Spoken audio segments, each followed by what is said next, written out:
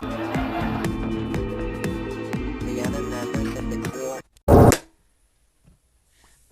it, that'll do.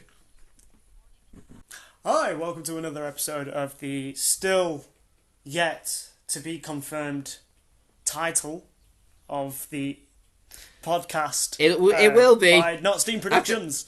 Yeah. I'm El Grimshaw, feeling a lot better than we did last time. Only about 80%. Oh yeah. Though, because I've just gotten over the flu. The curse of being ill on my birthday strikes again. It's always the case, man. I'm always ill on my birthday. In fact, I think I was one of the few people that had swine flu when that was a thing. But anyway, I'm taking the spotlight. Introduce yourself. Not that you really need to at this point. Well, you are a little swine, so that makes sense. Yeah, it's me. Your boy Roland. Coming at you from... Yeah, oh yeah, sorry. No, it's me, Liam. We've got another one arranged soon. I'm excited for the second campaign. Let's kick things off by just going straight into what have you been watching, what have you been playing? So, I guess watching-wise, still everything the same as before. Not been watching anything new, just keeping up to date on Andor, She-Hulk, Rings of Power, and... The other one. House of Dragon. House of Dragon, yeah, God. But they're all really good in their own way, and yeah, really enjoying them. I'd say in particular Rings of Power. It's nearly finished now. There's one left to watch, which came out today actually. So yeah, I'll be watching that. Looking forward to that. But playing, I can't remember if I said on the last podcast that I've been playing Metro games. I did, didn't I? So I've finished the first two, and yes, that's Metro 2033, Metro Last Light, both the Redux versions. They're pretty good remakes as well. Well, they're not remakes, but they're like rehashes. Yeah, sort of like remasters, I suppose, like up-resed, and the lighting effects in it are really quite good for its time. And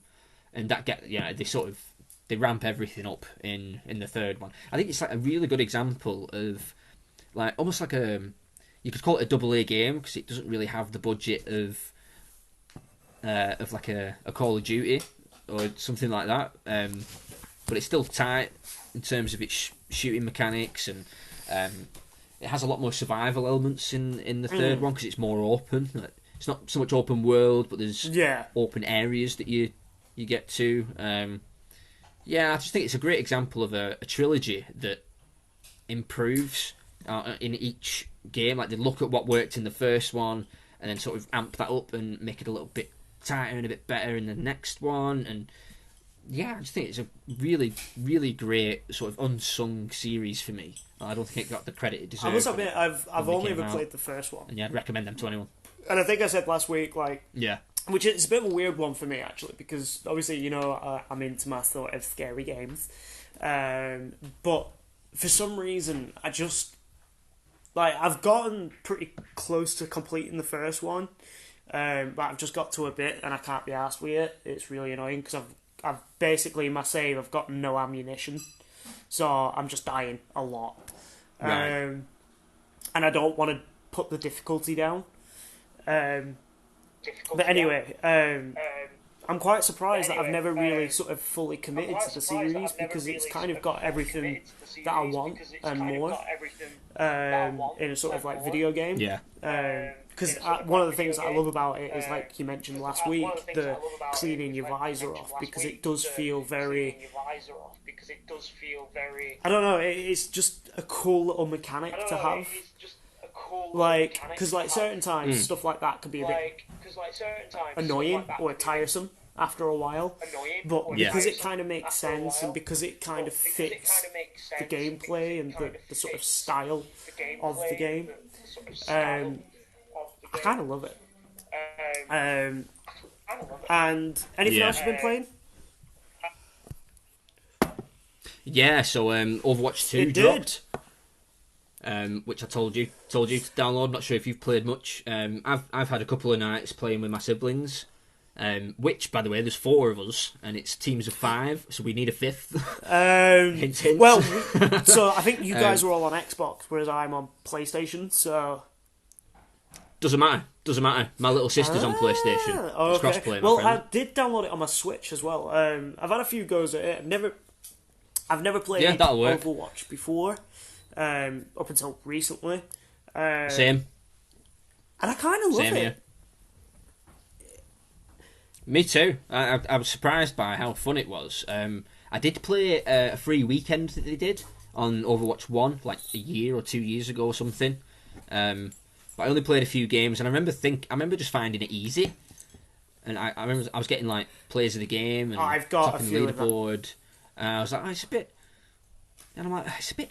I don't know. It just seemed a bit easy. And obviously, I only played it for that weekend. Never really went back to it, and it does seem more difficult on Overwatch 2. Like, you do get the odd game where, yeah, I'll smash it and come top of the leaderboard, but I think it's more tactical now that they've got it down to 5 players per team. I said to you, I'm sure I said to you in one of like our texts back and forth, that for me, because I'm not really big fan of like Call of Duty, Modern Warfare and stuff like that, because of the online, I'm shite at it.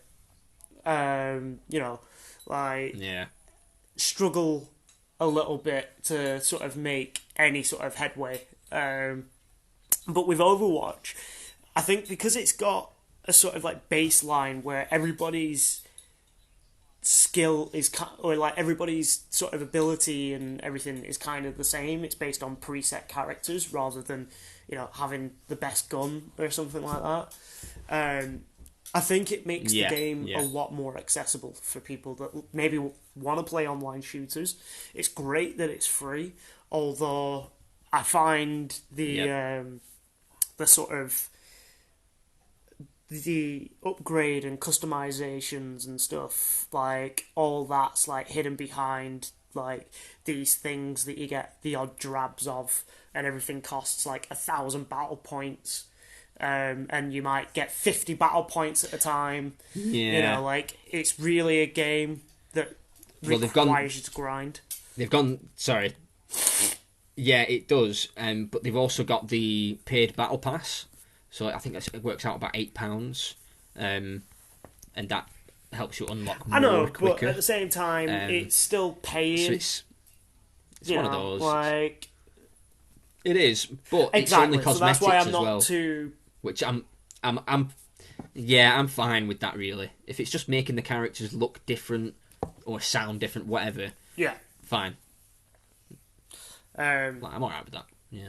But yeah, surprisingly fun. And then last thing, which I wasn't expecting to enjoy this as much as I have, but it's frankly fucking brilliant.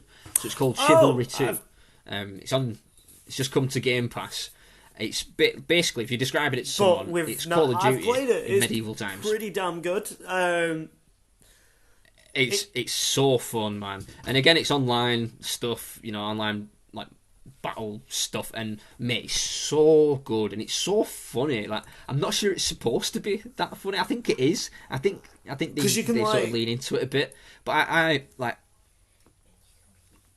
done this bit where I'd killed someone, and then I was getting hit from behind like repeatedly, but it was like only taking tiny bits of damage off. And I turn round, and there's a guy there with he's got one arm missing, covered in blood, and he's just punching me with his other arm, and he's like screaming and trying to kill me. I was going to say, so because funny. I remember I played it a little bit with one of my mates, and I had a guy hopping towards me, who like missing a leg, and there was just this trail of blood on the battle pitch, and he's like running at me with this axe, and I had a spear, so I just poked him with it, and he died. I don't think it's meant to be. It's so fun, funny. I think it is. I think they probably started making it and thought, we want to have like almost like a sim in a way, of like an online whatever, like multiplayer.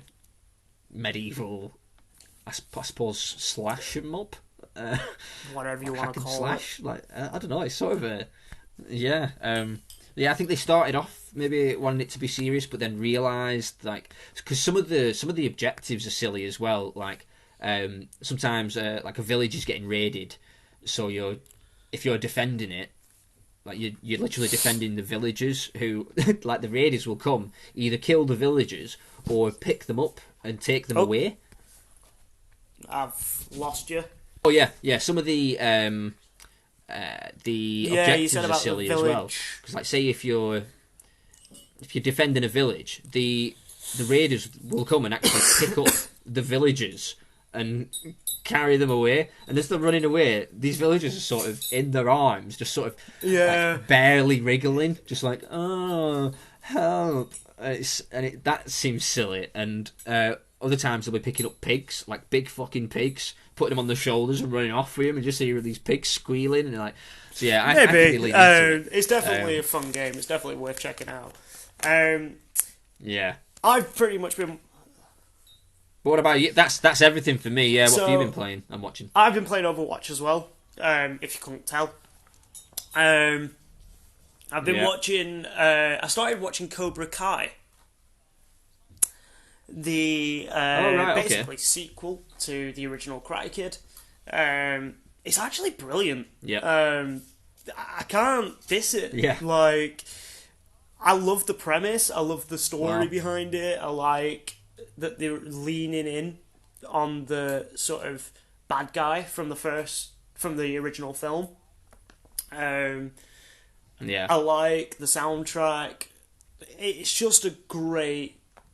I think I've almost finished season 1, and every episode I've been sort of like, this is brilliant. I love it.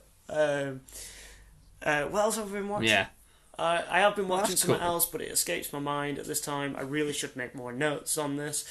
But playing, I've been playing quite a bit recently. So I've been playing Resident Evil 8, or Village. Okay. Yeah, Village. I've heard, I'd say middling reviews from that. Like I have no affinity to the Resi series at all, and I'm not going to play them. So they're sort of ones that I see from the outside, and I'm It's kind of interesting because for me, I've never been a fan of the Resident Evil series in particular. I always found it a bit gimmicky. I always found it a bit like obviously bit campy. I love Silent Hill, which is a lot more atmospheric. It's a lot more sort of grounded in this dark mythology, and it's got. Well, they say that a lot of the Resident Evil ones haven't even been scary for a long time. They're just sort of silly. Certain like if you really don't know what's coming, then there's the odd jump scare, but they're not. Yeah. Anyone could do a jump scare though, that. But the last one, Resident Evil 7, I absolutely loved it. I enjoyed it way more than I thought I was gonna when I went into it. I haven't played that much of this one because I've been busy. But what I've played so far, it seems pretty good. It's a nice new setting, very atmospheric, very dark, like the last one. Seems to. Is it by any chance it's set in on a village? A London council estate. I do get like I don't know if you can speak to this at all, but I get because I did play Resi 4 quite a lot. I get sort of Resi 4 vibes from it. Is that first person reboot of Resi 4 with that's how it feels. Yeah. Yeah, they've done what Star Wars did with Force Awakens. Like, changed it up slightly. Right. But fed you the exact same story, fed you the exact same setting, everything. Just to sort of, see if you're cotton on. But to be fair, I enjoyed the last one. I am enjoying this one so far. I can't really grumble. Yeah. Is it more action heavy, this one? Than 7, yeah, there's a lot more. So it really throws you in at the deep end, sort of quite early on. So with the first Resident Evil 7, the sort of like first hour of the game is just a giant game of cat and mouse. And there's not really that many enemies that you come across. The ones that do, they're like made out of some weird mold or something, so they're not scary at all. Although there are some really scary mold. Black mold, the most terrifying of molds. But I liked that about it. I liked the fact that, you know, you start off powerless and you're sort of like scrambling to try and hide and, you know, get to areas that were safe and stuff. Like, I love that. This one, they've kind of gone for straight away, within the first 10 minutes of me actually playing it, I'm surrounded by these werewolf monsters that are all trying to rip my face off, and I've got to try and survive. And I like that as well. You know, it was quite an intense experience. That's what I want when I play a horror game. And then one final shout out. I mentioned it before on the podcast, but I've not really played it properly until recently. And it's Dead by West. So it's a roguelike set in the Wild West, and you play as like this unnamed traveller, and you go through. You're basically going through purgatory, and each run you do slightly better or worse, depending. It's all like sort of like each like sort of combat section. The really difficult is sort of like cover based shooting. And like, so you've got guns and stuff, and you'll pick up guns that have like special effects. So there's like a freeze gun, there's a gun that has like knockout bullets, there's a gun that, you know, does bleed damage, and you know, it's one of those where there's lots of different sort of things to pick up. Every time you die, you reset at this like bar, and it's pretty cool. Yeah. Is it what kind of graphics? No, like, is it like pixel graphics? It's top-down view. It's very like Hades or Curse of the Dead Gods. That sort of like art style. Right, yeah. So sort of cartoonish. Do you know who Mike Mignola is? Yeah. He's the guy who created Hellboy. He has a really unique art style. Oh. It's very much like that. I don't know if he was involved in the project or did some like illustrations for him or something, or if it's based on something that he's written. I'm not 100% sure. I haven't done that much research into it, but it's very reminiscent of Mike Mignola, who is one of my favourite comic book artists.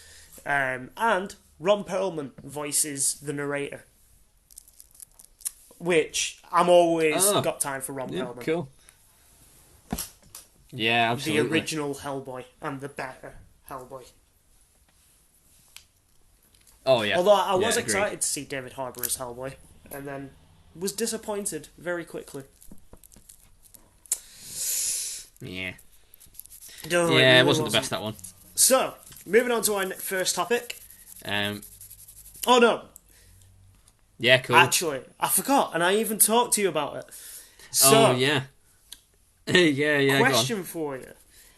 Last night, and we are getting into spooky season, so maybe it's just a little bit of tensions in the air, but last night, my dear sister claimed to see a ghost at the top of my stairs. So my question to you, I'm going to try and describe the sort of how it happened. I might have to refer back to her. But basically, she was stood at the bottom of the stairs. She looked up and she was trying to turn on the light, but we've got one of those annoying switches where if it's off at the top of the stairs, you can't switch it on at the bottom. Yeah, it's dodgy that's bad wiring. It's dodgy electrician work. That's what it is. Anyway, so she was stood at the bottom of the stairs. She looks up and going towards where our bedroom is, she saw a white sort of like shadow move like towards our bedroom. Not towards my bedroom. Oh, towards your bedroom. Oh, towards her bedroom. So. Oh. Okay. Have you ever? I know what it is. What did I mean? But yeah, go on. What's the question? I saw the ghost. Do you want to just come on and... No, I don't want to get on. Oh, okay. Well, I don't know. I think I just saw a ghost. She said she... Did she just say? So what did I say when I just saw the ghost? I say, "Oh my god!" Yeah, that's effective. She stopped me. Love it. The question is, did she see a ghost? Go on. No, did she fuck? No, they don't exist. Of course, she didn't fucking see a ghost. No, so I'll tell you what. Have you ever had those squiggly lines in your eye where it's like a bit of something that comes across your eye? No, obviously, That's what it is. I'm skeptic. Yeah, not no. Yeah. But I do recall seeing something dodgy up there. But I think it's a reflection because we've got the front street. And it's probably just my eye or some probably. shit Like a car that's going past. catch it the wrong way. And with it getting darker as well, Yeah. I think it's probably more likely to be something like that. But yeah, no, she didn't see a ghost. However, it was kind of creepy because I had to go upstairs and obviously I couldn't switch the light on until I got upstairs. So I was sort of in my sort of scared brain being like, if there is a ghost, you can fucking pay rent. You know, show them who's boss. Yeah. Well, it's... Yeah. It's definitely not. Yeah, it's definitely not a ghost. That's... that's my take on that. There we go. But you know, if you know, we're living in a time where people are allowed to believe in whatever the fuck they want, without repercussion. It seems so. You know, go for it. You do you. Maybe it was. Maybe it was a ghost. Maybe it wasn't. It wasn't. Maybe it was. Maybe it wasn't. We don't know. Only time will tell on that one. If we Yep. Well, I enjoyed that. I enjoyed that little section. We should do stupid things our family say every week. Sorry, American. I love you. Because I've got headphones in, so it's fine. No. Oh, of course. Right, good. So moving on to our next. Insert character the fucking worst. Yeah. I'm going to go first on this am I one going? because I've been wanting to say this. I've been wanting to put it down on public record for a while. Norman from Fireman Sam is the most annoying little shit ever. I fucking hate him. Yeah. Norman? He's like the annoying which one? ginger kid that just with glasses, and he always starts the problems. Like, he'll set fire to the corner shop or something. You've got to bear in mind, I grew up with younger siblings. Like, much younger. So did I. Much younger. Yes, him. Yeah, 10, 12 alright. years Well, younger. when I used to babysit, they used to want to watch shit like that. So, I've grown to detest him. He's an annoying cunt. No, I hope he gets stuck in one of the fires he fair. creates. Yeah. Well, mine's quite obvious. I just put Joffrey. Why? And really, if you have to ask me why Joffrey's the worst, then you really need to pay attention to Game of Thrones. In fact, you don't even need to pay attention to see how much of a shit he is. It does say something about an actor when they play a role that is meant to be disliked so well, and they play it so well. Because I'm sure Jack's he's called Jack Gleason, I think, or something like that. He retired, but I think he retired. It wasn't just that; it was also because he was getting to the age where he wanted to go to uni. So I think he just took a step back and was like, you know what, like, I've played the role, I've done that. You know, he was also in Batman Begins. He was. But if you had to single point why Joffrey is the fucking worst, what would it be? Oh, I think... it's a hard one to pin down, because it's like... Maybe the way he treats people in general. Like, I feel too that's broad a I want subject? like a specific scene or... a specific scene. I'd say the one where he's basically torturing that poor prostitute lady. Oh yeah. You know, like in a really horrible way. And I think he actually kills her. I don't think it was him that killed her, but it was somebody else killed her. Yeah, something like that. But he messed her up, good and proper. Sorry, I'm just dying. Yeah, that was... yeah. No, it's all good. But yeah, I think... Yeah, quite obvious ones. Yeah, I'll be honest, I struggled with that. I just kept thinking of, like, absolute cunts. And I was just like, well... Yeah, but we already know. Well. No, yeah, he's the cuntiest, I reckon. Like, I don't know. If you put this Norman character and Joffrey in a room, I'd probably try and save Joffrey. It doesn't help. Like, he's got like the character's got a Welsh accent, but he's also got this like really high pitch, like annoying voice. So that if I ever met a child that had that same voice, I feel like it would anger me to the point that I'd probably punch the child. Right. Just don't go to Wales. I like Wales. You should be alright. It's got some nice areas. Some beautiful parts of the country. Yeah, but it's also got, like, kids that potentially sound like that chap. Well, anyway, that's why he's the fucking worst. Yeah.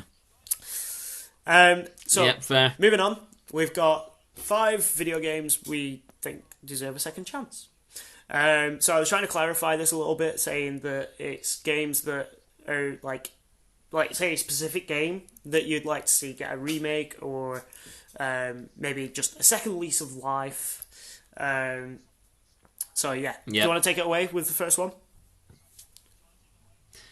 Yeah, so first one I've gone for, because it's actually been well documented that it's not getting a sequel, was Days Gone. The one made by Ben Studio for PS4. Yeah, the one that's like open world, like zombie survival. It's like, for me, like the best thing about the game, of course, is the horde mechanic, and like that can so definitely be used in another game and taken to the next level. Really, I suppose it's that mechanic that I want to see taken to the next level. Maybe in the next game it would be set in a city, so there'd be more and bigger hordes. Because think about what they were able to do on last gen on PS4. Think what they'd be able to do on new gen, current gen now, I suppose. Like that'd be insane. Like, I wasn't the biggest fan of it in a way, because I thought that some of the voice performances were a bit weird. And I found the sort of way that you did the story really confused. And it had a character called Booze Man.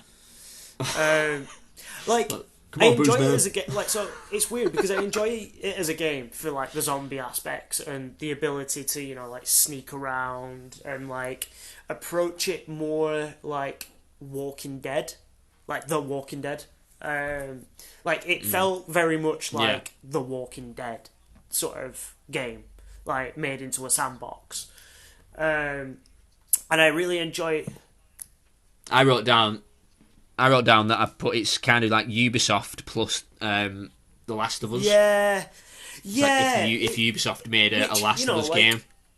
I do love a good zombie sandbox. Like Dying Light is perfect as a zombie sandbox. Yeah, absolutely. Yeah, it's fun. It's got like the whole upgrade mechanics and like a full map to clear and shit to do. Which it was fine. it didn't have that polish for me, which I think if it got a second chance, they'd give it a bit more budget, because it sold pretty well. You know, it profited. You know, which what would you want from a game like that, from a studio as well that haven't made anything in a long time? Like they used to be the studio that made the Siphon Filter games. And after it had been out for a couple of years, the Days Gone, they went back to Sony or whatever, and they were like, they pitched them a sequel, and Sony turned it down. So now I think Days Gone, they're working on Bend. I think they're working on the whatever the multiplayer thing is that's coming from Naughty Dog. Yeah. I think they're helping them out with that at the moment. So fucking hell. So yeah, that was my first one. Days Gone. I think there was enough there that it deserves a second one, but it's probably not going to get one. Which I think's a bit like of a shame. say, I enjoyed the gameplay. Yeah. I didn't like the gameplay too much against humans. I felt that lacked something. No, I was going to say that. They just made them into bullet sponges, didn't they? It sort of had the it's like a bit like stupid. Uncharted sort of combat feel. Oh, I disagree with that, because I like the combat in Uncharted. I think it's a really good combat system. I think it's underrated. I'm not convinced. Like, maybe I can. So whenever I play those kinds of games, like sort of that Uncharted, Last of Us, Days Gone, those sort of games, I always feel like I'm never actually aiming where I want to be aiming, and I don't know what it is. I think it's the sort of angle that you're looking at your character from, and it throws me off or something. But either way, I'm just not the biggest fan of the combat, like the gun mechanics in sort of those games. Yeah, that's so fair I tend enough. to focus more on getting up close and personal and beating the shit out of them. But it worked really well for the zombies. Yeah, absolutely, especially the hordes. Like some of the map setups that they had for when you were fighting the hordes, and you could there was so many like contextual stuff that you could interact with that would like slow the zombies down or group them all up so you could throw grenades at them or whatever. And I thought it was really cool. So good. In that respect, anyway. Yeah, but bring that back. Give that another. Give it another shot. Why not? You know, my first one is one that we've talked about a few times. We always sort of bring it up when we talk about our hidden gems. It's Jade Empire. Yeah, I'd agree with that. Like, what would you say? Like, do a remaster of the first? I do a remake of the first, or I do a game? sort of remake. Yeah, sort of retell the original story, because it was a pretty cool story. I remember playing it from start to finish. You know, like, I feel like with a game like that, you can't really do that unless you're invested in the story. So whilst I couldn't really tell you what it was about now, because it's been probably same. I was going to say, I know I've played it. I remember a little bit of the combat. It was quite. You could do like flips to the side, martial arts, wasn't it? And there was magic as well. Like I was shooting fireballs at people and then dodging and then hitting a few guys. Like, well, no, I'd say it was more hands-on than Dragon Age. I would say Dragon Age is very sort of almost like MMO, but I remember it being like. Jade Empire was more tactile. Well, I just remember it being more like that, very like. Oh shit! What's the company called that makes them? BioWare.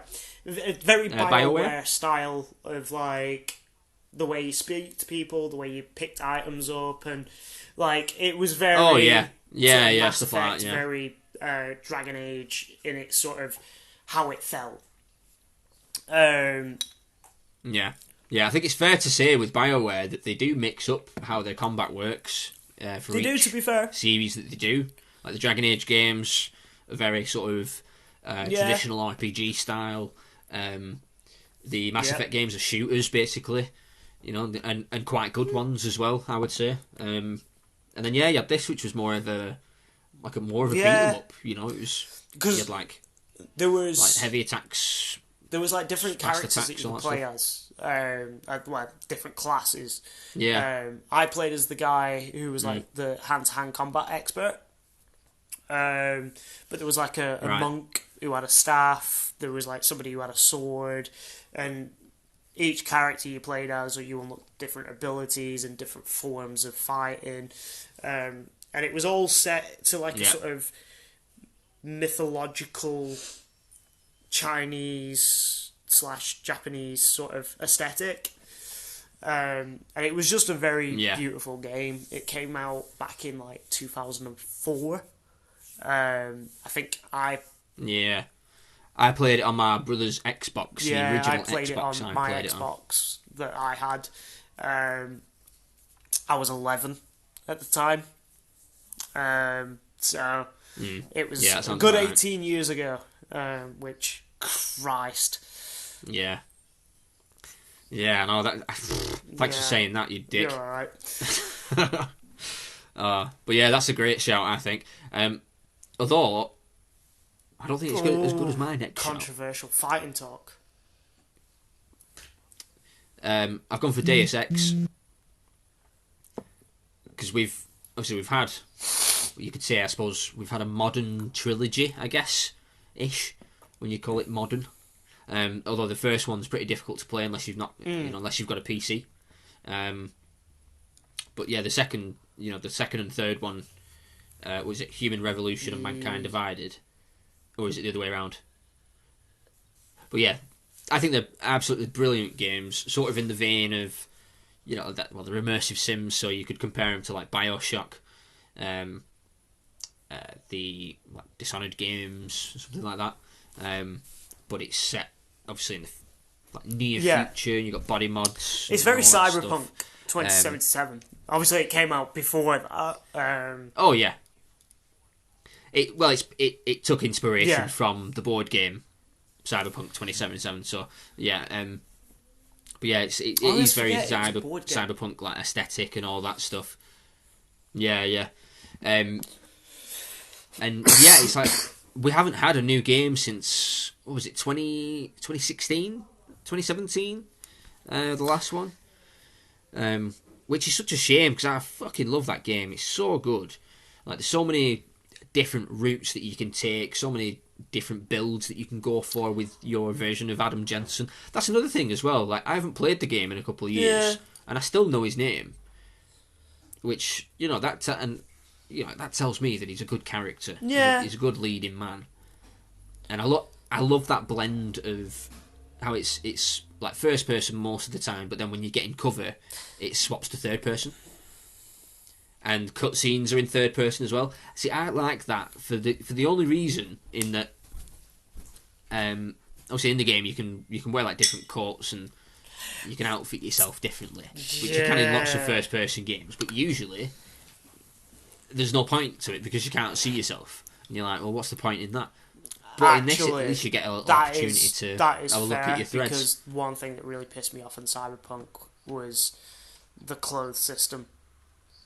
Like, why give you the option if you can't see it? It's just silly. Well, I get that it has like different benefits and stuff, but they put so much detail into the clothes. Like, you could see the individual threads and stuff. You're like, wow, that's so cool. But I can only see it if I look down. Like, if my chin is in my chest, basically just and I'm a pair staring of eyes. like, what the fuck?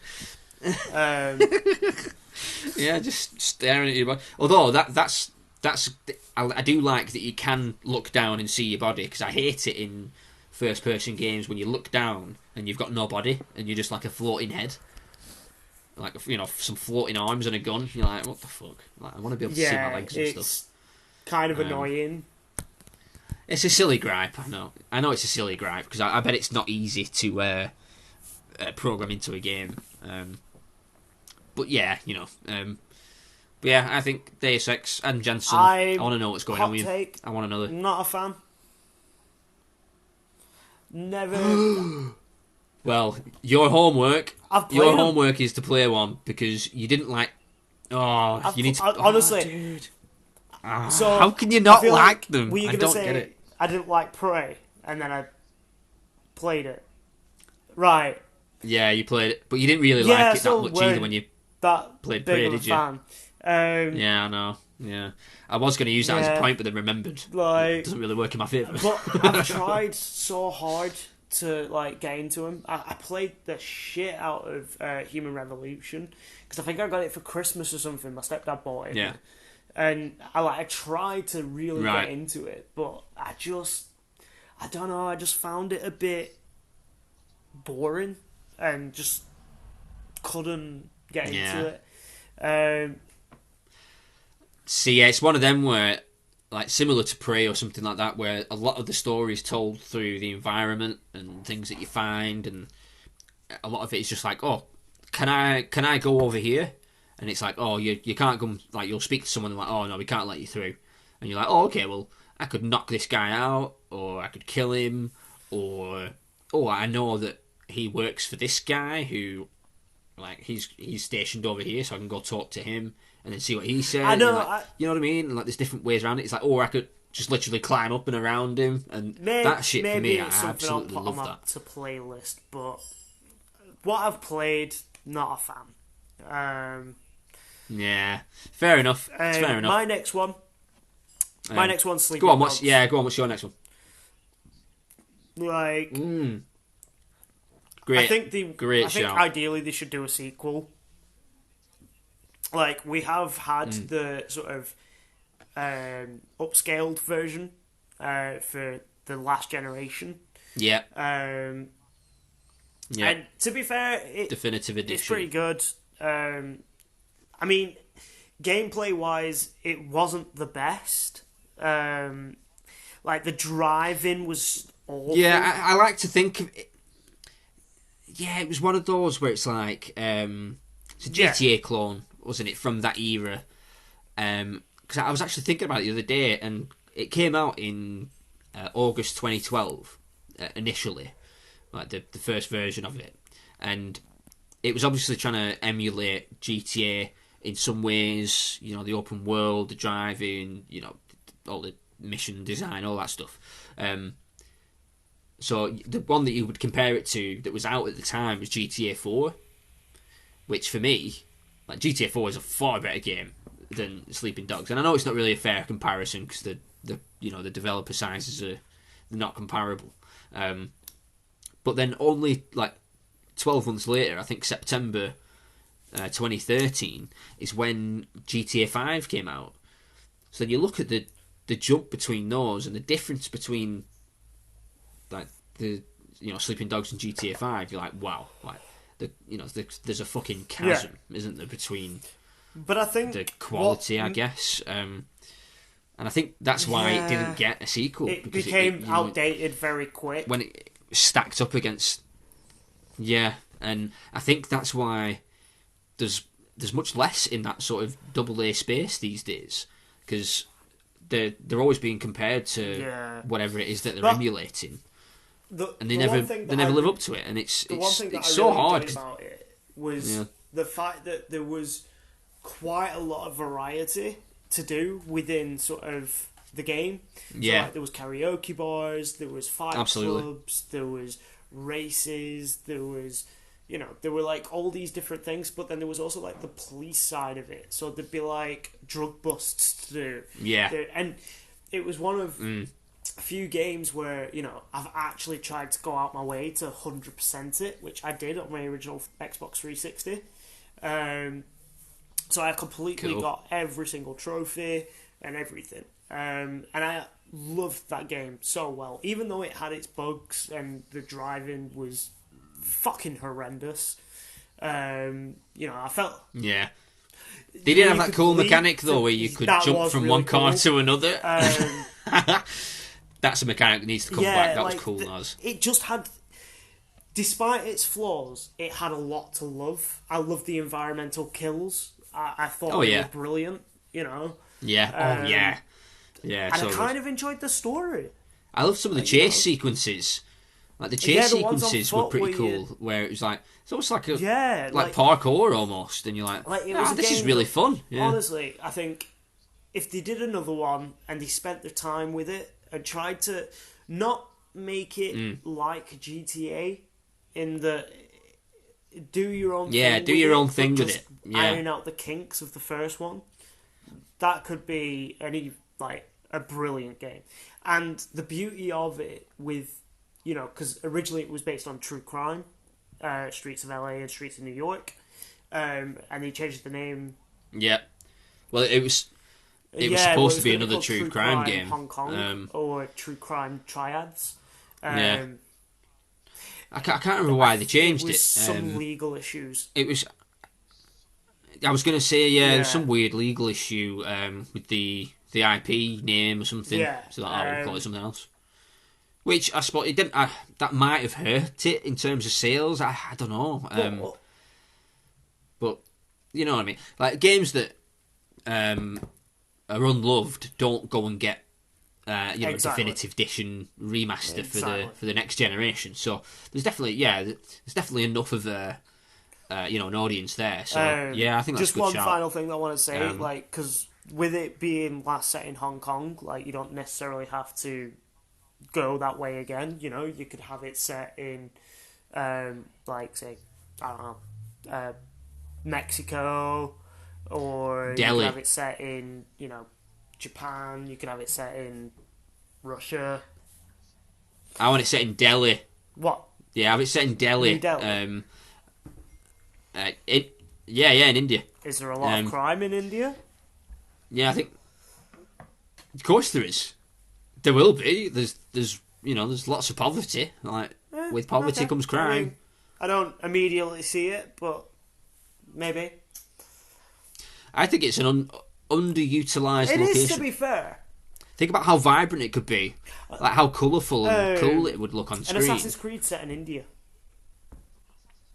That would be cool. Yeah. Well, the next one's in Baghdad. Mirage, which I'm actually quite looking forward to. But anyway, we're not talking about games we're looking forward to. My next one, which is kind of silly now that I look at it again, because I looked into it a bit and I'm not sure if one's been confirmed yet, but there is a sequel coming, I think. It's Death Stranding. And reason I say this is because I didn't play it for the longest time, because from what I saw of it, and I'm not a big Kojima fan anyway, especially when he's handling the story, which we've discussed before. But when I actually started playing it, and there's an actual mechanic for walking, it sounds so boring to explain it to people. But when you get into it, you're like, this is fucking cool, man. And you have to, balance yourself out with whatever you carry and make sure you're not carrying too much. And there's like the little traversal options, like a big, there's a lot to love there. And I think it is getting a sequel. I think, in fact, Norman Reedus accidentally leaked that they were making a sequel. He was on some talk show or something, and they were like, "Oh, what about Death Stranding?" He's like, "Yeah, we've been doing some stuff for the second one, like blah blah blah." And then I think there was a tweet from Kojima, directly to Reedus, just with like an emoji with like, his hands on his face. So yeah, I think there is a second one coming, which doesn't really surprise me. Hideo Kojima as a person, but just stop. Yeah, and I've said it before. I love his in terms of mechanics, like this when he, the actual nitty gritty of the game. He's fucking brilliant at that. But get him out of the writers' room, just lock him out. Put one of them biometric things on and don't give him a. Just let him write like a dummy script. Oh. Like. Let him think he's written it. Yeah, there you go. Have somebody in the room just be actually writing the script out, and they're like, yeah, Hideo, that's fucking brilliant. Oh, brilliant, mate. Yeah, we'll make him 100 feet tall. How about that? And then there's just some other guy that's written the entire script, and then Hideo Kojima's like, "Yay, I did it!" Like, although I was super bummed out that he didn't make Silent Hills. Who cares, man? Look, it is going to happen. I think it has been confirmed that there's definitely a Silent Hill remake or reboot. Something's coming. My next one is a bit of a sleeper. I don't know many people that have actually played this game, but it was Oddworld Stranger's Wrath. So which one was that? Basically, it was a spin-off where you played as the Stranger. What generation? Xbox, when are we Xbox, talking? PlayStation 2 and GameCube. Right, yeah, so I don't think I played this one. Basically, by the creator, it just had water, and it was set in the Oddworld universe. There were some like crossovers and stuff like that. Yeah. Abe.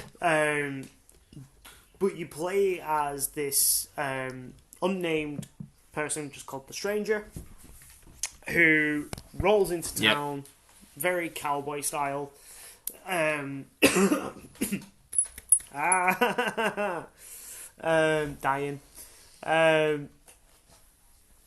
Edit that out, please. Of course. So you're playing as the Stranger. And basically you've got to go into town and the whole objective is you've got to raise, I think it's like 1 million moolah for an operation.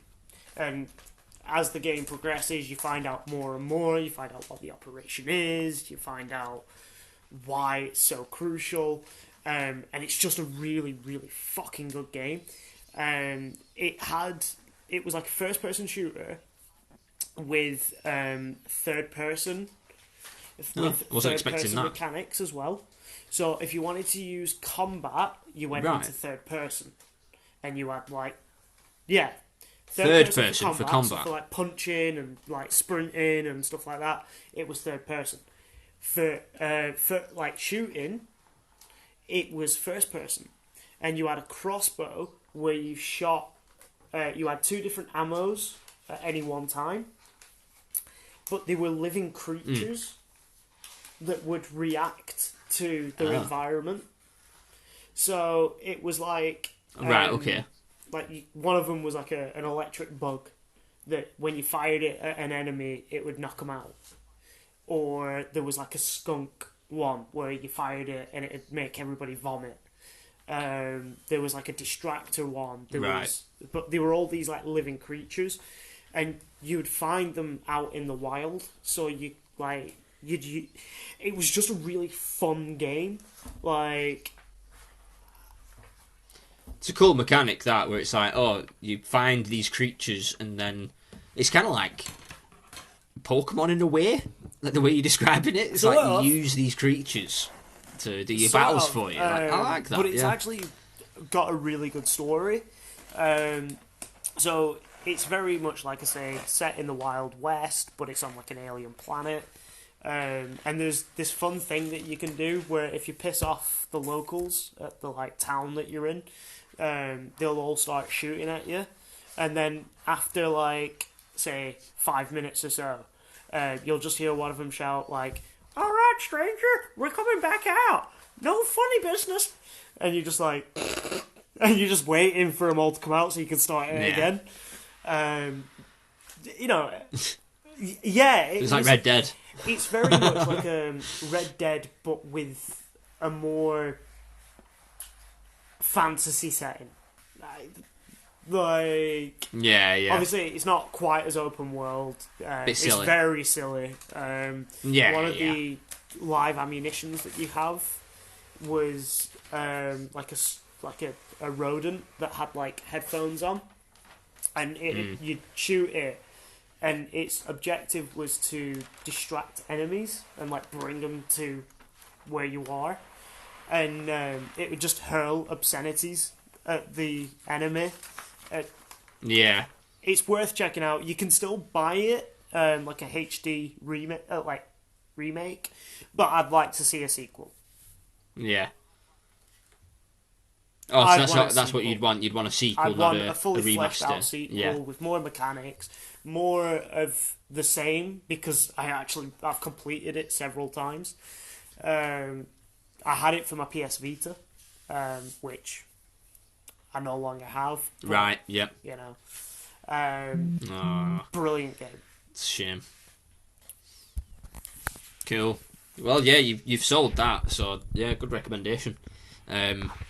Well, I don't know if it's a good recommendation, but it's a recommendation that you put across well. Put it that way. Now, my next one, I've sort of, I always like to push the boundaries of the sort of question that we're on. So it's like a game that we believe deserves a second chance. This is sort of preemptive because I know that at launch people are going to jump all over this game. It's not out yet.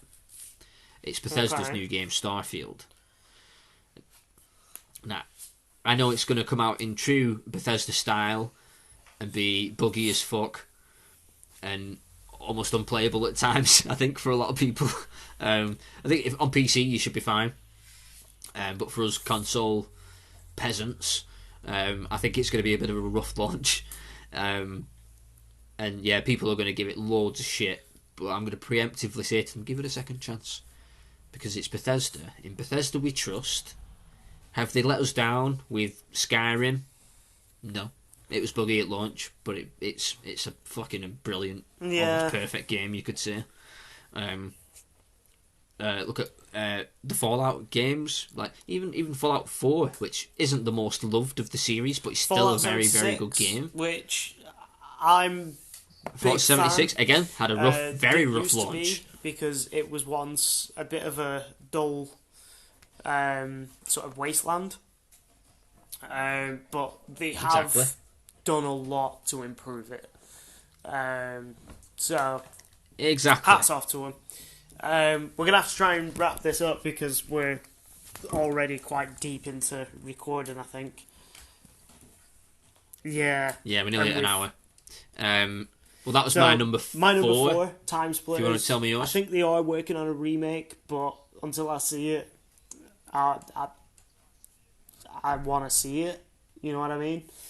It's a game. I know they're not great games, but I just had a lot of fun with them growing up. I played all 3. I enjoyed them all. I liked the sort of arcadey style of it, and the sort of story behind it, and like the fact that each one was like a different reality that you were in, or like time. Yeah. Time. Yeah. Yeah. Funnily enough. Yeah. But it was just fun. I had a lot of fun with it. Yeah, cool. So we'll go to my 5th, which I couldn't think of like a specific one, so I just said anything you bounce off. So if you bounced off something initially for whatever reason, I'd say let it rest for a little bit, play something else. But like always be open to going back to it because as you get older, your tastes do change. Or maybe you weren't in the right mindset the last time you played it. I'd say just give everything a second. Everything deserves a second chance, man. That's the point. What about Jeffrey Dahmer? Yeah. So just things. Yeah, he's not a. Okay. Yeah, I'd say yeah.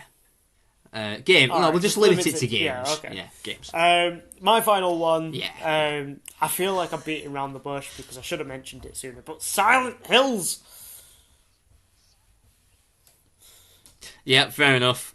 Yeah, I understand. There's loads of fans like absolutely chomping at the bit for more of this. I never liked the games. It's well documented that I don't like horror games. But go on, why is it? Why is it people love it? Typically, it's just the first 3. So the original trilogy. There's just something very atmospheric about them. There's just this need to find out more. it was heavily inspired by things like Twin Peaks and a movie called Jacob's Ladder, which is, funnily enough, one of my favourite horror movies of all time. Not the remake, though. That can burn in hell. It knows why. Fair. It was inspired by a lot of like medieval sort of like writings of like heaven and hell, and it just had this. I don't think you'd like it because it has an element of gameplay that I've only ever really experienced in Dark Souls outside of Silent Hill. This like crushing weight of like must carry on, you know, because there's certain elements of Silent Hill where there's no fun to it. Like, it's not a fun game to play, but it's one that it's one that draws you in if you've got that mindset of you want something a bit darker. What? Right. The art, for a horror fan, they're great. For somebody who doesn't like horror, they're shit. Yeah, I'm out. Yeah, I'm but out. They are just... You've got to sort of get it to enjoy it. Yeah, I get that. It's, you know, it's fair enough. There's that many people that want it. Like, not that many people can be wrong. You know what I mean? Like, it must have some sort of merit to it. Can that many people be wrong? Yes. Well, yes, they can. I'm not helping my cause here, but you know what I mean. Like, I just don't want us to be going on for that length of time. I think that, you know, people could be correct on maths. But yeah, I think like for that. Yeah, I think for the length of time that there hasn't been a new one, but there's still that fanfare or the fan following around it, that and they're vocal enough as well that like the studios aren't dumb, or probably some of them are, but a lot of them are more sort of more tuned into the fans these days, so they'll know that there's people chomping at the bit for it. The only criticism I have is that they sort of lost their way after the third one. So the first three were brilliant, but well, look at Resi. Well, yeah, they got mold men, fucking werewolves, and like vampires and shit. It's like, come on, you used to be zombies. It didn't just used to be zombies. That's the problem. To be fair, they've gotten better because they've gotten more grounded. Yeah, that's the mad thing. Oh my god! So, right, that's impossible. I don't believe that for a second. There's Resident Evil, like 2 or something, and you fight a frog zombie, a giant. Oh, I do remember that one. It's in the sewer. Yeah, it's like a weird. Yep. Frog alligator zombie thing. It's like a mutation thing. There's one where you fight like a giant zombie, like fish. You know what I mean? Like, yeah. Again, that's more believable though. If it's like, this sort of like dodgy company that's doing experiments, blah blah blah.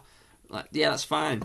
But you're telling me that the vampires and the werewolves are also, like, obviously, like, you can say you don't want to spoil it or whatever, but are they still made by Umbrella? The way that they've sort of gone about it is that, from what I remember of the 7, it's a new virus.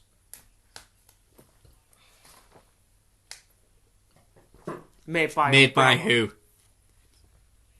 Yeah, something like that. I may be giving it a massive injustice, and happily somebody prove me wrong. Still, or I think it's one of those situations as well where, similar to Assassin's Creed, where they've sort of come away from what made them what they are. Like, you know what I mean? Like, Resident Evil's not scary anymore. it doesn't have the fixed cameras anymore. They've actually gone from fixed cameras to third person to first person. Does it justice? So yeah, I think that's probably a better shout than third person for that kind of game.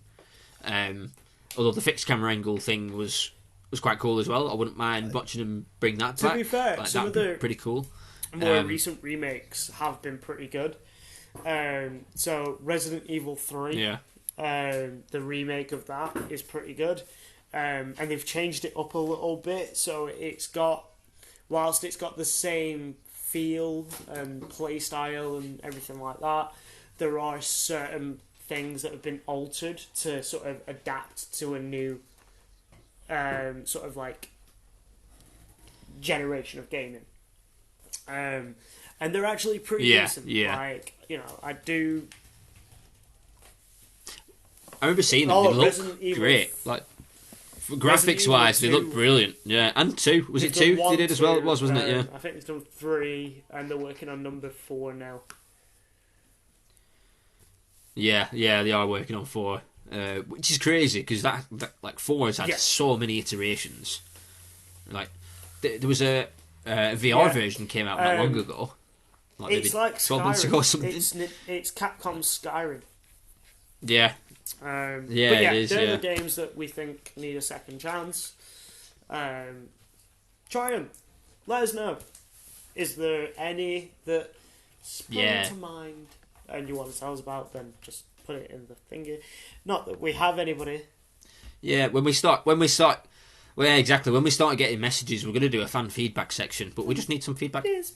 Please. But even so, we're going to persevere because this is a labour of love.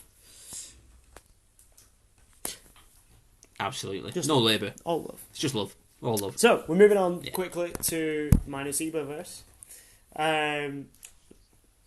This week, I want to talk about the time I wrote a short that was basically my love affair of Black Mirror. So, it's a short called The Movie, and it's set in the Noceboverse.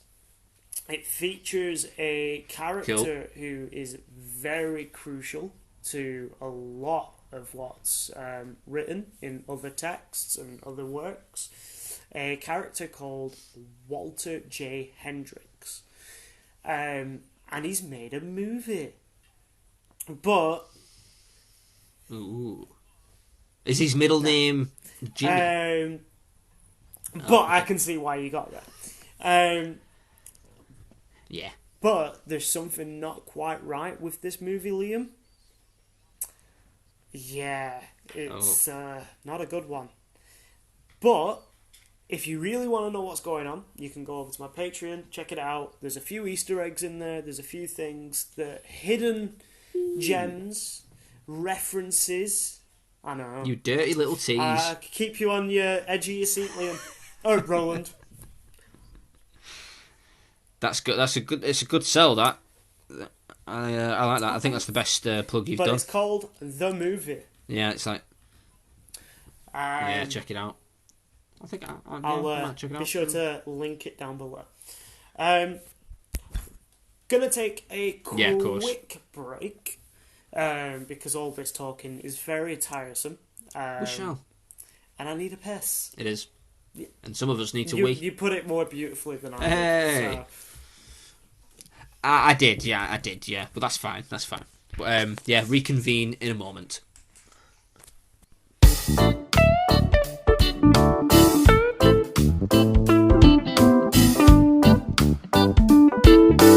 Right.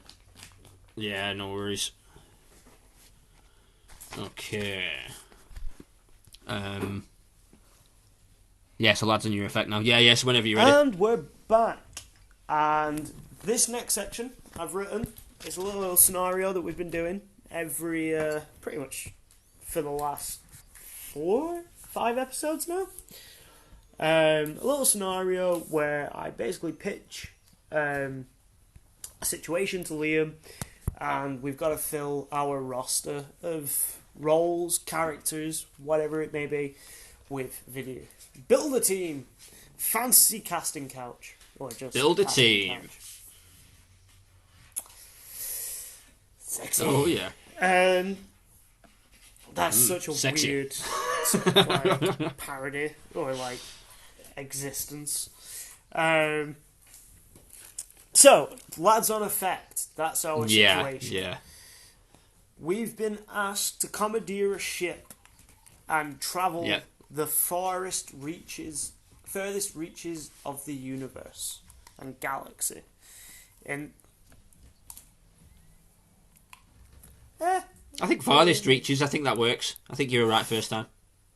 we've been sent on a trust quest your instinct, man. to find intelligent life Yeah, go on. and bring them onto the word of the Lord, the system, the AI, the great system that we all trust, and the AI that will bring us out of the darkness. That's our job. We've got to go into space, find distant far land creatures and aliens. And can I just confirm that?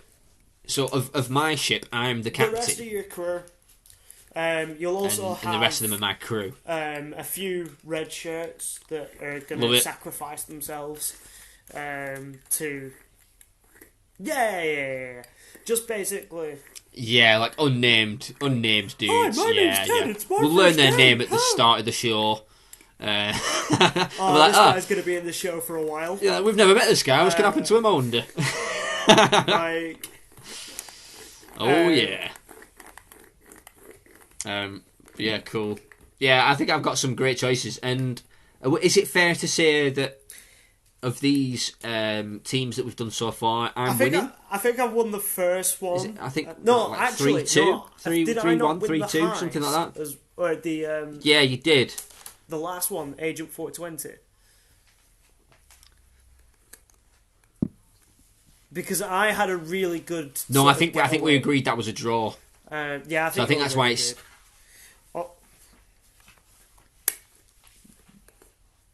But you were dressed in a suit. Wasn't it a suit of armour with a pink flamingo suit over the top?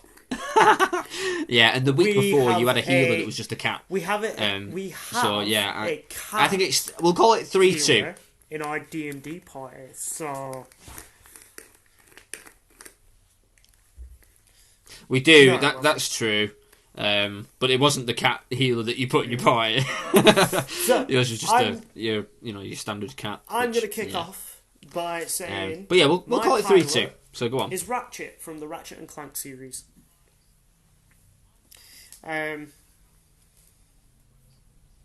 Okay.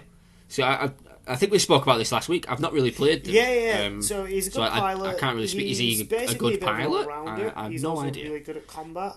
They're actually really fun games. I get that they're obviously for a younger generation, younger people, but that's the newer ones definitely have. I think they've got that Pixar feel though, haven't they? Where they've got like effectively, it's Insomniac games, so it's the same people that made Spyro. It's the same people that made the most recent Spider-Man game.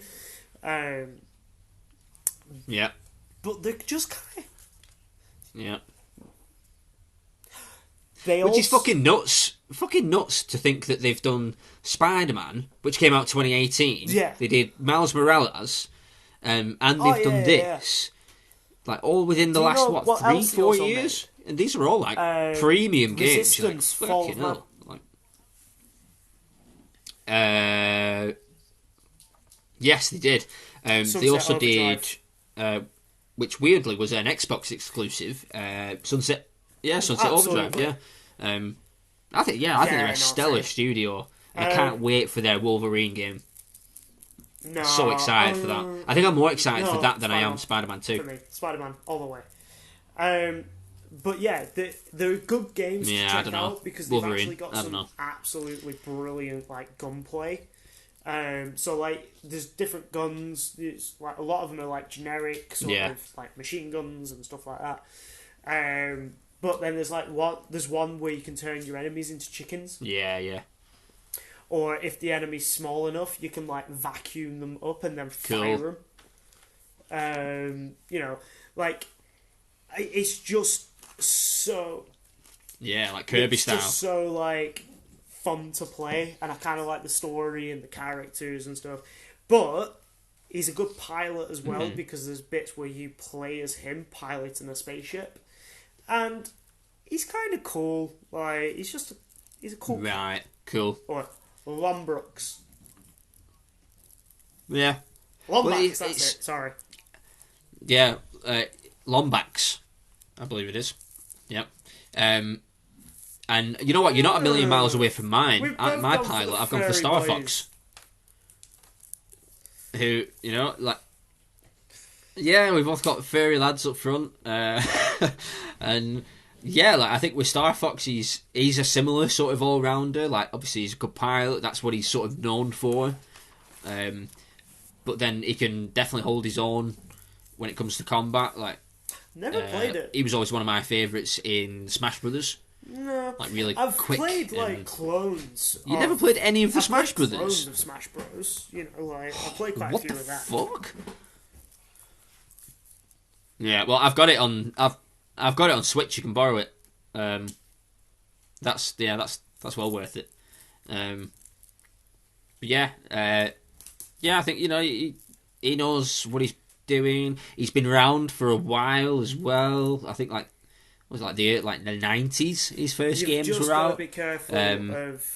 So yeah, he'll smash it. Stories with him, I think, because you know he's a fox and the whole fox hunting. You know. Good one. Yeah. To be fair, not many foxes have spaceship hate stuff. Fox hunting because foxes. Fun fact: my favourite animal. Yeah, I love foxes. They're so cute. They're just like they're like the perfect mix of a cat and dog.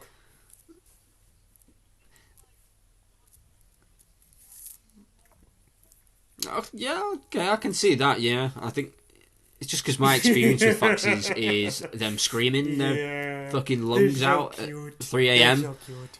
And you're like, what the fuck is wrong with you? It's so cute, yeah. But yeah, go on. I want to know who your second in command is. Who's your right hand man? Or from Mass Effect 2.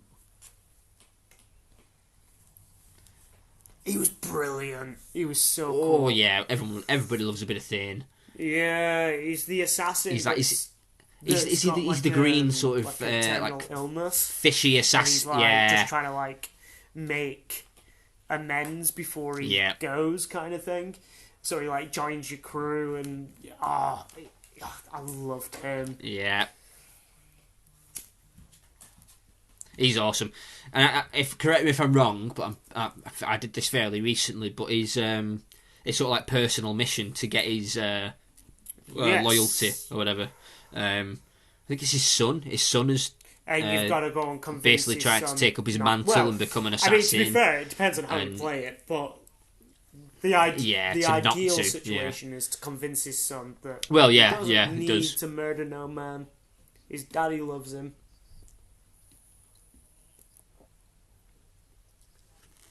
Yeah. Like his dad wished that he never had that life, basically. And he's cool, he's calm, you know, like... Yeah, I think that's a great shot. Like, you know, we crash land on a planet full of fur hunting monsters that are after my pilot. He's a scaly motherfucker, but he's going to be cool and calm, and he's going to come in and he's just going to be like, it's alright, I got this. It's funny you mentioned cool and calm, because my second in command, I've gone for Samus Aran. Not much of a talker. From the Metroid games, the lady from the Metroid games. Nope, exactly. That's what I want from my second in command. I just want her to be stood there, cool armour. Obviously, she's tough. She's quick. She'll sort of lead by example in a way. And I know that I can just say to her, like, oh, go and deal with this. You know, no matter what it is. So, task, just big to or small, sort of point out... She won't say a word, but she'll go and do it. Just to point out that, like, our characters that we're picking... style as they'll well. have, like, in this situation, they'll have all their equipment. So, you know, because there may be some course. hidden dangers coming up, Liam, that we have to look out for. But anyway, Ooh. so that's our second in command. Good shout with Samus. She can definitely, you know, she's got her That's boom blaster. yeah. And she won't need that much space, like she won't need her own like space on the ship because she can just roll into a ball and be stuffed in a cupboard. Yep. Exactly. Does she have no bones or something? Yep, Is that's that what it another is? bonus to it. And plus, like in no, she's sort of she's like a human hybrid. Like she looks human. Because in Smash Brothers actually, so you can play as Samus, but then there's another character called Zero Suit Samus. Yeah. So it's basically her without a suit on, and she's like got blonde hair and she's like jet boots and stuff, and she plays completely differently. But she's still hard without a suit on. So that's a good little point as well. But yeah, I'm happy with that. And on Gunners, I went a bit obvious. I want to know who you've gone for first. I've gone for You've Doom got two, Guy. We've got two Gunner spots, haven't we? So go No on. surprise there then. I bet we've... So have I. Grayson Hunt. No. And... From Bulletstorm. Oh, okay, yeah, not the same as me then. Go on. Who's Grayson Made Hunt? It rings a from bell. The studio People Can Fly. Oh, right, yeah. That's a good shout. It was sort of a love child. Yeah, of the people I think that's right, yeah. Doom, and the people that made Wolfenstein, and the people that made Quake, and Duke Nukem. It was kind of like a mix match of all these different like people that had come up with video games that were classics. And in all honesty, it was a fun game. And to be fair, it is still fun. You can play it now. There's the remake, and it's got some like, because the whole point of it isn't just to kill your enemy. It's to like do combos, but with guns, and like do trick shots. So like there was like say one that you could do where you'd have like a grenade launcher that you could like launch towards an enemy, and then you'd kick them into more enemies. So you'd end up like blowing up several, and then you'd get points based on how like brutal it was. It had John DiMaggio, who voices Bender, and Jake the dog from Adventure Time, as well as various other characters. He also voices the main character in Gears of War. Yeah. He voices the main character. I'm didn't know that. That's cool. Although, now that I've said it, I feel like I could be wrong. I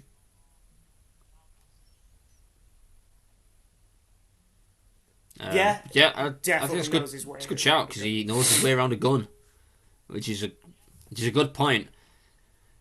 However, I would counter because it is sort of set in space. Does he know his way around a spaceship? Sort of, like it's mostly. Is it right? Set... Okay, I didn't know. Yeah, sci-fi adjacent. Yeah, fine. Yeah, fair enough. But is he as sci-fi as my second gunner? I was really tempted to put Master Chief down. Oh. And the only reason why I didn't... Yeah, can you imagine if we both the same gunners? That's too much armour. Doom Guy and Master Chief. Too much armour? Fully you can never have too much armour. Nah, it's too much armour, man. That was my mistake last time. But they're both quick. No. I think it was the kind of armour that you chose that was your mistake last time. Right.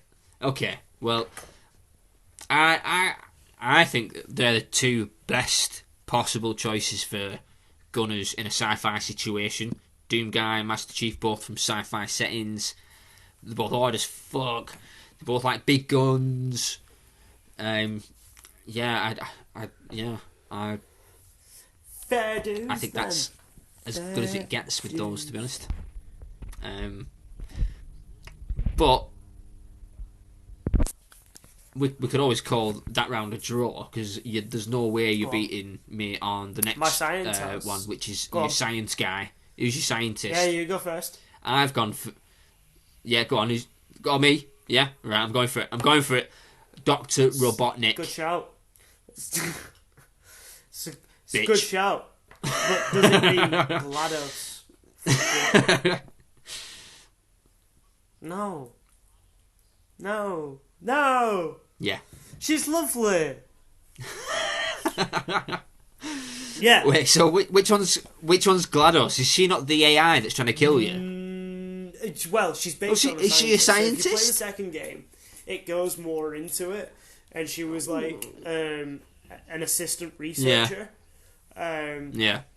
But like she's just so funny, and like she's got like that cat personality where she's like, I love you, and evil, yeah, but also adorable. Evil. You know, and having an AI on my ship will be good because I get brownie points from the great AI.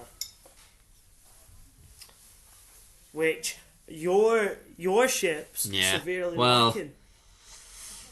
Oh. But I might I think we'll wait until we've gone over our last pick for the team, which is medic. We'll come to that in a moment. But I might veto yours. Yeah, it is. Technically research assistant. No, it's an AI based on a research assistant. It's an AI. It's an AI. Yeah. It's based on... It doesn't have to be a scientist. Like, a book that's based on a true event isn't the event. Didn't specify it had to be a scientist. You know who you could have picked? True. We could have both picked True. Rick. Yeah. Do you know why I didn't? But we also always talk about Rick and Morty. Rick and Morty always pop up somewhere. Doom Guy and Master Chief. I don't think Samus has come up. Samus comes up a bit as well because we talk. Maybe not her name, but we've spoken about the game Metroid Dread a little bit. But I'll probably have it to be She's fair. Sciencey. You're right. She's a character. Doesn't have to be the science. Yeah. Yeah. But is she just an AI? Like, she's on your ship, and plus she's an evil AI that's probably gonna fucking kill you all. Yeah. So probably. Yeah. I'll let you have it, because that probably works in my favour. Also evil. But yeah, Dr. Robotnik, mind you. And can I just point out as well? Yeah, also no. Yeah. But he's only. I don't think he's actually evil. I think he's just misunderstood. I think he hates Sonic. He's not actually evil. He just hates Sonic. He hates all woodland creatures. What's that? Well, the entire game, the very first Sonic, was you going through and helping just woodland creatures escape. So they were all stuffed into robots. So you're gonna get off the ship. Right. And then you're right. I've just remembered that. Yeah, because you get to the Fox is gonna be he doesn't like my pilot, into the microwave or something. So I turn your a little criticism robot on cage my GLaDOS onto you, my friend, and say you've got a fox killer on your ship. That's fair enough. So but he's only going after the fox. That is a good point. Whereas GLaDOS is trying to kill you all. She will take over the ship and cut oxygen or something. And then you'll just be fucked from day one. Although it might depend on who your medic is. Ellie. How good's your medic? Go on, if you got.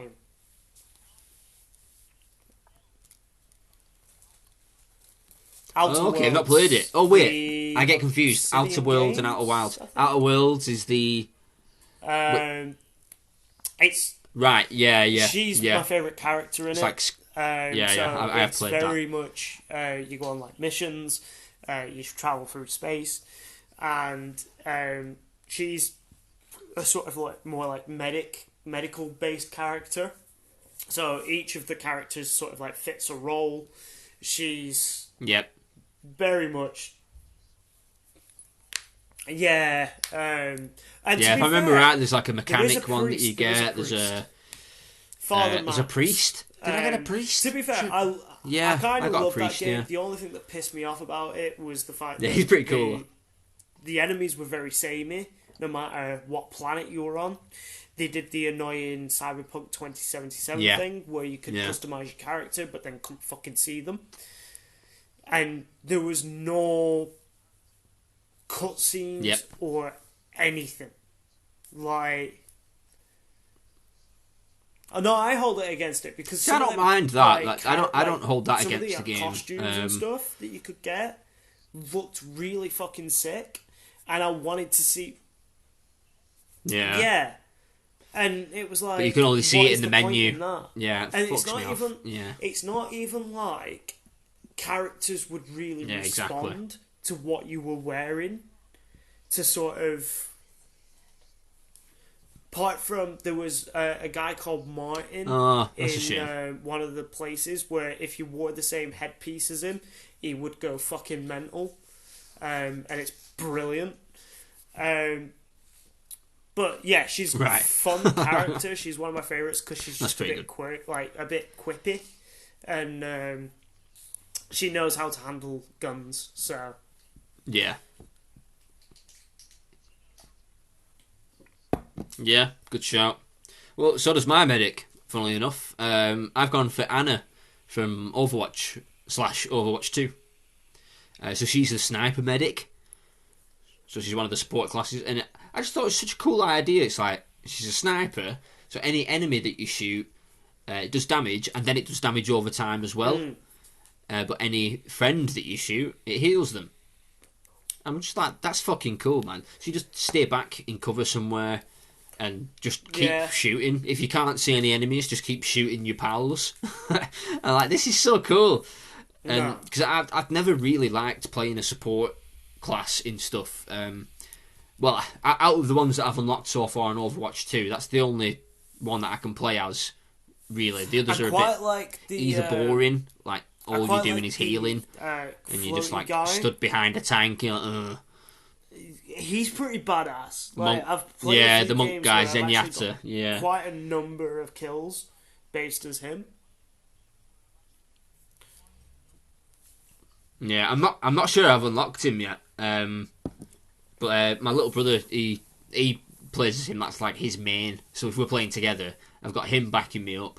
My sister plays as the just like the normal healer, like the one that looks a bit like an angel, whatever she's called. So you'll have her, and then I like Diva. I'll probably be a tank. Like I quite like Orisa. I quite like Diva as well. And I've just unlocked. I forget his name, but he's like a scientist, and he has like gravity powers. We'll have to have a game. And yeah, he's pretty cool. So I'm having some fun. We'll have to have a game. But yeah. Yeah, we will. Yeah. I'll let you know when we're all jumping on. But yeah, I've got Anna. She's called Anna. Nice, simple name as well. Yeah, and I think obviously she knows her way around guns. She has this. One of her specials is that she throws a little grenade, and it like makes an area of effect thing where any of your teammates that are in it get extra healing, and any enemies that are in it can't get healed and take more damage. If I remember right, so it's like a nice little thing. And her other special is she fires a sleeping dart. If you hit someone with that sleeping dart, they're just paralysed and open to attack for like 3 seconds or something. So that's quite handy. That's our teams. So yeah, that's our teams. Question. I think is that's the last one. What ship? Cool. Go for it. Oh, of course. Well, you know me. I'll give you one guess, actually. See if you can guess mine. Go on. What is it? No. I've gone for the Millennium Falcon, of course. Well, I've gone for the Normandy from Mass Effect. The best ship ever. Well, I just kind of know the layout. Yeah, it's not a bad one. It's pretty good. Yeah, you know what I mean. And So, I yeah, do so you kind don't of get like lost. those like chill down times in between missions Oh, where you're brilliant. sort of like wandering around your ship. So Yeah. oh god, yeah. Well, they kind of had it a Oh, I little would bit love with that in a Star Wars game, man. Star Wars Fallen Oh. Order.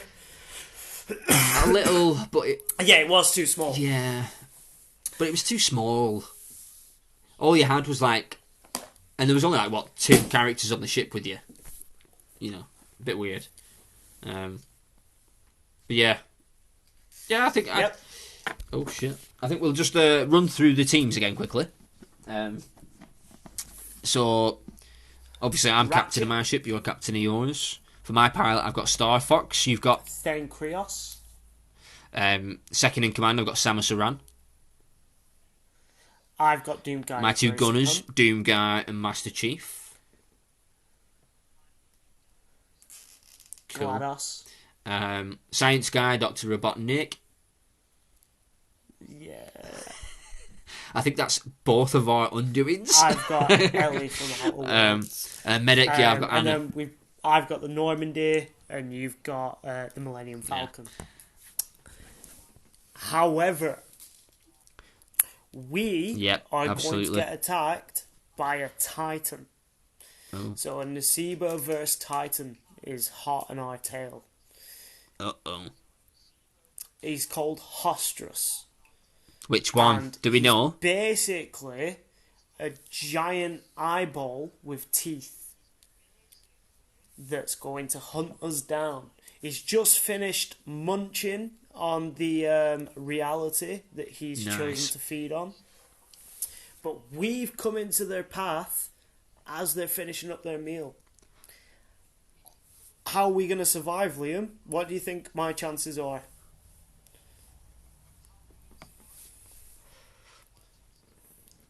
Well, I think it depends on your approach, which I'm not gonna. I'm gonna tell you. My I'm not gonna is that say what your approach should be. I know what it would be. Hit him up and get out there as quickly as possible. We could just run. So, do we have to destroy this guy, or can we just run? Right. Okay. So, if I were you. Because the Normandy has stealth capabilities. I believe it's the stealthiest ship ever made, or whatever at the time. Yeah. So yeah, I'd go full stealth mode and get the fuck out. Though. And the Millennium Falcon is. Well, in that reality, yeah, maybe. And I suppose you could. It still has guns. So is Alan.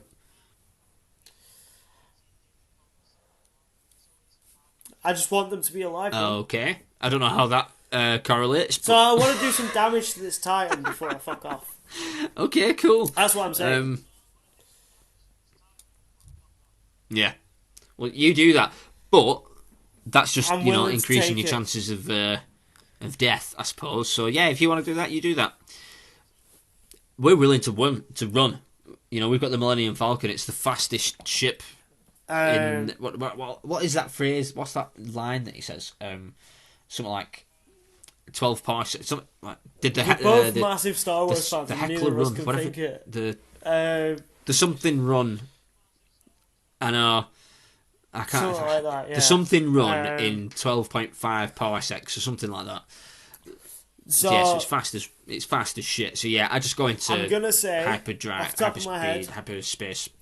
Go. My survival chances are probably about 60%.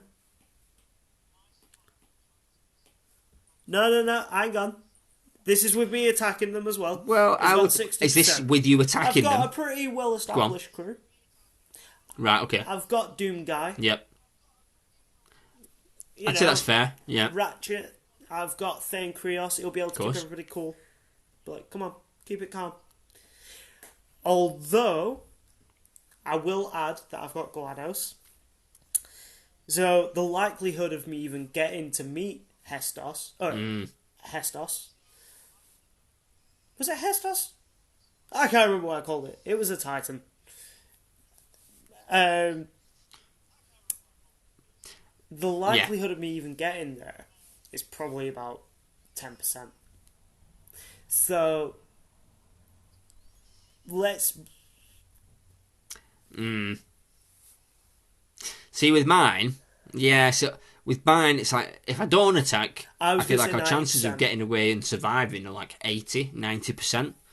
But yeah, but with Dr. Robotnik having a hatred for woodland creatures, if he does take out my pilot, I've got Samus Aran as my second in command. She's an established pilot. And also human. Or at least appears to be human, so won't anger Dr. Robotnik. Hopefully. And plus, I'm just looking through the rest of them. I think everyone else is human. So I think... Yeah. So let's say... I hate to say it, but I think the odds are in my favour. I've got, what, 50% taken off my survival rates because GLaDOS will probably try and murder me. The rest of my crew as well. And not just you, but the rest of your crew as well. Yeah. Yeah. I'd say probably your pilot is the safest. He still needs oxygen, though. Because she might not see him as a threat. Basically, yeah, it depends how she goes about it, I suppose. Yeah. Get there. So, yeah, you win this one. Fuck's sake. I always let myself down with just one character, don't I? Or just one element of it. It's usually like a really good run, and then it'll just be like... Yeah. Yeah, no, you're right. Yeah, there's one thing that lets you down, and it's funny because it's never in the same spot. It's never the first one. It's never the last one. It's always one of like the 3 or 4 in the middle, and you're like, oh yeah, I'll... Yeah. Yeah, it'd be fun. I think though, your ship would be more fun. So... Maybe. Like, slightly. Yeah. And we were going to do another section, but I'm gonna take control and say, no, we're going to save that bit for next week, and we're going to go straight on to the final section, which usually is a hypothetical, but I've sort of taken over this week. And we're going to do a new section, which, full disclosure, I may or may not have stolen from another podcast. Oh. But it's called Boss Fight. Okay, and Boss Fight is an acronym as well. And I'll explain it to you in a minute. So, what I want you to do, right, I'm going to give you some clues, and you have to tell me the business, the organisation, the setup, the structure, the foundation, the institution, the group, the hierarchy, or the team from a video game that I've chosen. So, I will read out some clues. I'll just keep going through the clues. Whenever you get an idea of basically think of it as like a group of, a group or a business or an organisation from a video game. So say, for example, I could tell you some clues and you might think, is it okay. Umbrella Corporation from the Resident Evil series? You see what I mean? Don't spring stuff on me like this. I'm scared. Cool. And yes. So I've got 6 clues for you as well. And say if we get to the end of the clues and you can't figure it out, I suppose I could spice them up a little bit, but I think you'll get it. I've started with quite an easy one. So my group or business or whatever it might be, the first appearance in a video game was in 2001.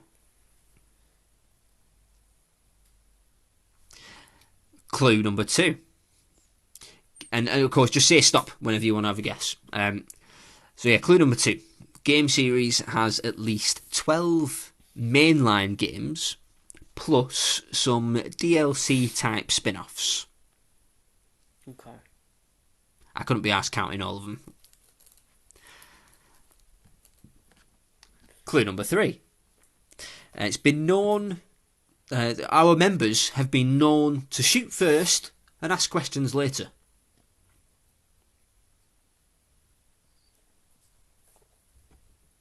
Clue number 4. The first game in the series... Is it GTA? Came out in 1997. Ammunition. Grand Theft Auto. From what? 5. Which game? Oh. No. Incorrect. Clue number 5. The first game we appeared in could be said that it was revolutionary for its genre in both mechanics and arguably storytelling. Grand Theft Auto. Ammunition. I must say... Which San one? Andreas. Okay, it's not ammunition. No, it's not ammunition. Okay, I'll give you that clue. It's a group. It's an organisation. It could be any of those things. Not necessarily a business. Just a group or a foundation. Something. Clue number 6. This should give it away anyway. Clue number 6. Smash through a lamppost? No problem. Slightly ding my car? You're a dead man.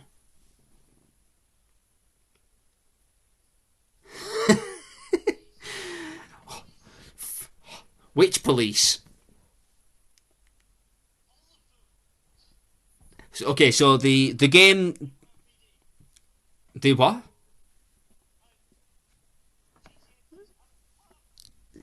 Come on, more specific. Which GTA game? I'll give you a clue. They've been in 2 games. These specific police have been in 2 GTA games, at least. No. Oh, it's more than 2. Actually, 2 mainline games.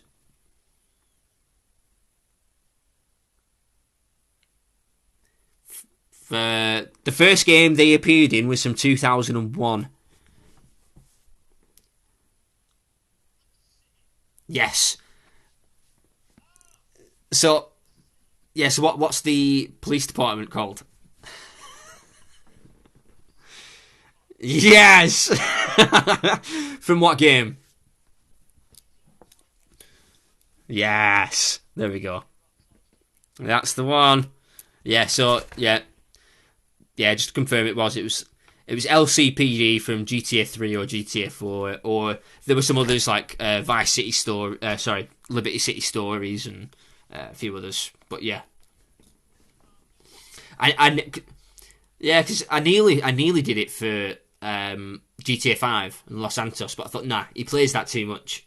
That's the first one will come to his mind. So I thought nah, we'll mix it up a little bit. Yeah. Well, that's what I thought. I thought, wow, I'll mix it up a little bit. I don't want him to get it straight away. But I'm glad you got it, actually, because although I've stolen the format of that, I came up with the whole thing myself, like all the clues, and it was just the format that I stole.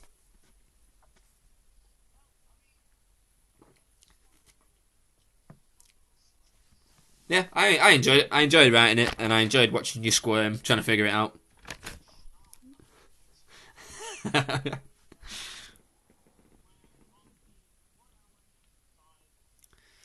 We are. It's a good time. That I think we've done. Yeah, I think so. Yeah, it's been a good week. Yeah. You clearly need some meds.